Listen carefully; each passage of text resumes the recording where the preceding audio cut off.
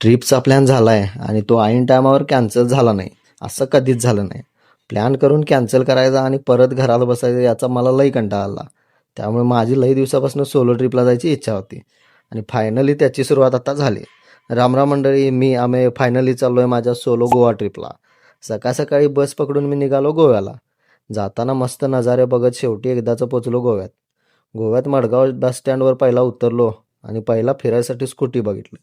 Scooty रेंटवर घेतलो आणि स्कूटीच्या चारी बाजूने असा नीट व्हिडिओ बी काढून घेतला.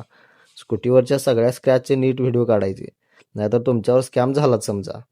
आणि सगळा व्हिडिओ काढून मी स्कूटी चालू केलो आणि सुरू झाली माझी गोवा जर्नी. आणि निघालो मी माझ्या पहिल्या डेस्टिनेशनकडे. आणि 10-15 किलोमीटरवर गेल्यावर मी त्या स्पॉटला जाऊन पोचलो. गाडी पार्किंगला लावलो आणि मी एकदाच आलो नॉर्थ गोव्यातल्या पोरवोरीममधल्या ब्रिज ऑफ ड्रीम्स या ठिकाणाला. सुरुवातीलाच तुमच्या स्वागतासाठी ह्यो म्युझिक बँड ठेवल्यानीत.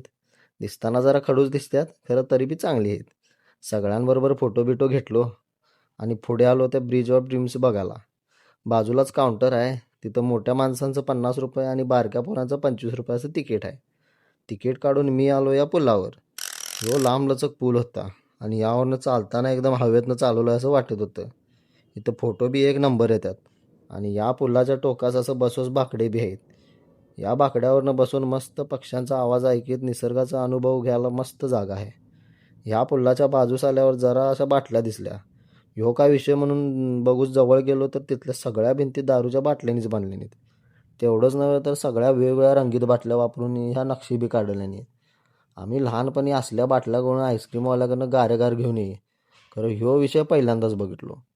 इथला पूर्ण एक हॉलच बाटल्यांनी बांधल्यानी आणि ह्याच्या बाजूसच असे वेगवेगळे पोस्टर बी ठेवल्यानीत.